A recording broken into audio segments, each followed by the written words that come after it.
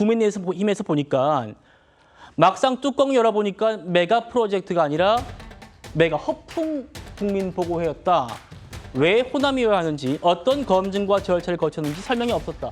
최 의원님 지적과 똑같은 얘기네요.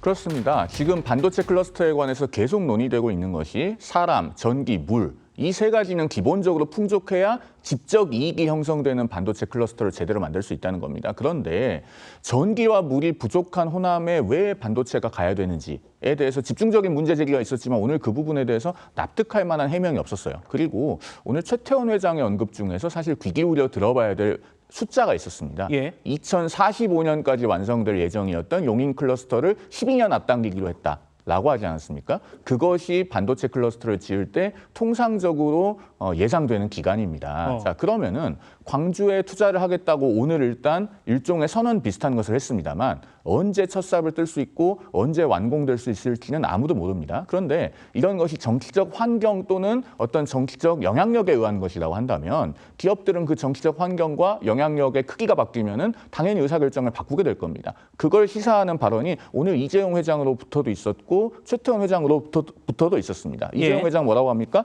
여러 지역 중 전력, 용수, 인력 확보 그리고 여러 인프라 등 많은 인센티브 지원이 기대되는 광주를 후보지로 계획하고 있다라고 했거든요.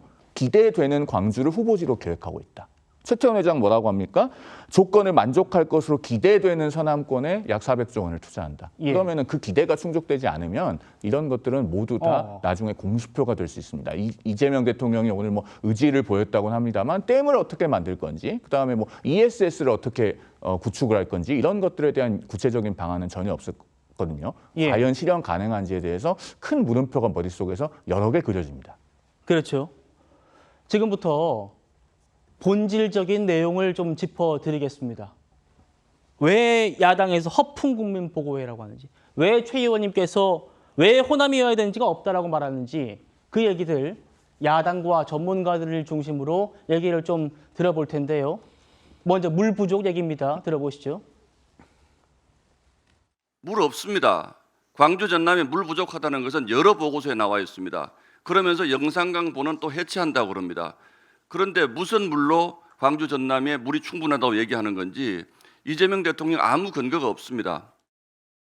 저희들이 서남권에 확보하고 있는 댐 중에서 현재 여유량하고 일부 조정량을 하면 40만 톤에서 50만 톤 정도 됩니다. 그리고 수계를 일부 조정하거나 전환해서 일부 확보할 수 있는 물량이 있고요.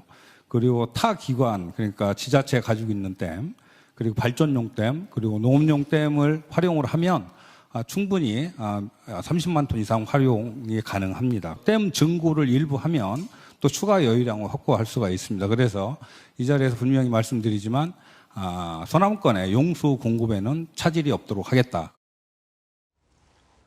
저희가 팩트 체크를 해드리겠습니다. 최 의원님께서 검증의 시간이 본격화했다고 하니까 저희 오늘 시사 팩트 오늘부터 그 검증의 시간이 시작된다고 보시면 되겠습니다. 가장 먼저 물입니다, 여러분. 물.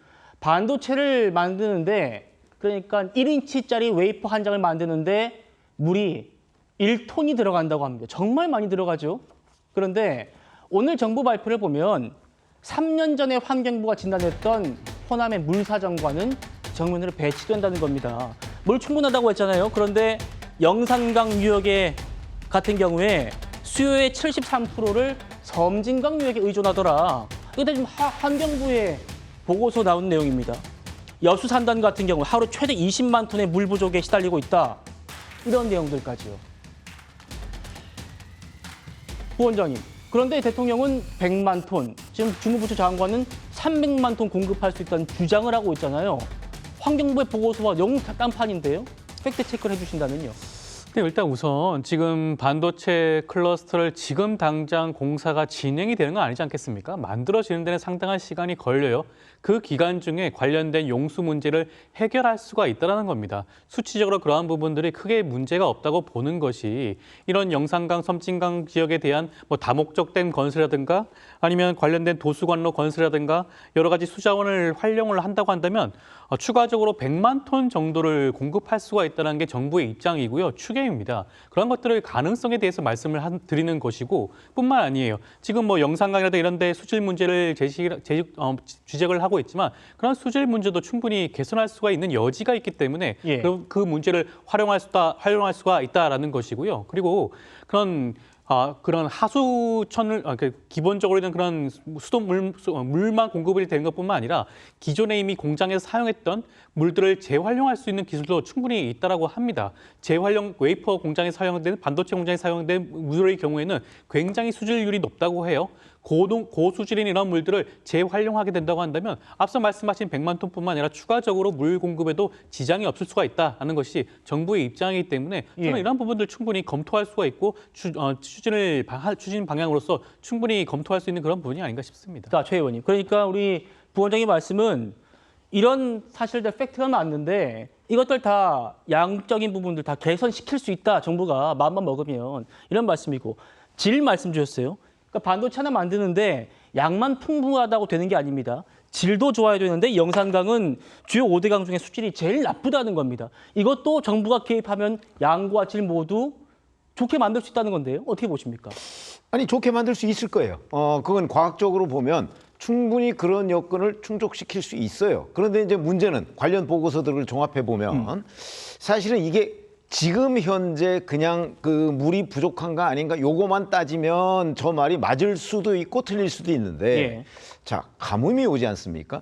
가뭄이 왔을 경우에 과연 가뭄이 왔다고 해서 반도체 공장 멈출 수는 없잖아요. 그렇죠. 반도체 공장은 계속 돌려야 되는데 가뭄이 왔을 때 과연 그 생활용수 부족하지 않고 반도체 공장도 돌릴 수 있느냐? 거기에 대해서 지금 아무도 제대로 된 답변을 하지 못하고 있어요. 예. 그러면 제가 말씀드리는 내용은 지금 전국에서 자 용수 그다음에 뭐 전기 뭐 이런 게 풍부한 지역이 뭐 1위부터 예를 들어서 뭐 10위까지 쭉 있는데 어디가 제일 유력지냐? 뭐 그래서 그 지역을 이게 반도체 생산 기지로 해야 되겠다. 이런 결정 과정을 거쳤다면 저는 이의 제기가 없어요. 근데 그게 아니고 지금의 그 이 진행 과정을 보면 이미 호남으로 먼저 정해 놓고 나서 물이 부족하다. 그럼 물 이렇게 만들면 되지요. 전기가 부족해요. 그럼 전기 끌어들이면 되지요. 이런 식으로 결정한 거 아니냐 이거죠. 그러니까 순서가 뒤바뀌었다는 겁니다. 진단과 처방의 순서가 뒤바뀌었다는 거예요. 진단이 먼저 되고 나서 처방을 해야 되는데 예. 처방부터 내놓고 그러니까 호남에 보낸다는 걸 전제로 그다음에 진단을 거기에 꿰어 맞춘 그런 느낌이 워낙 강하기 때문에 지금 문제 제기를 하는 거고 예. 만약에 앞으로 그 지금 그 한국환경연구원인가요? 그게 그 낸 보고서가 6월 1일자 남도일보에 보도가 됐습니다. 불과 한 4주 전입니다. 거기에 보면 영산강 유역이 우리나라에서 2030년에 그 순수하게 공급할 수 있는 물 부족 1위입니다. 1위. 왜 하필이면 물 부족 1위인 지역에 물이 굉장히 많이 필요한 반도체 생산 기지를 만들려고 하는가. 이런 부분에 관한 설명이 있어야 된다는 거죠. 예. 만약에 그 설명을 못할 것 같으면 이거는 그냥 무슨 뭐 SF 영화 찍듯이 우리가 그 바라볼 수밖에 없는 거 아닌가. 그런 말씀을 드리고 있는 겁니다.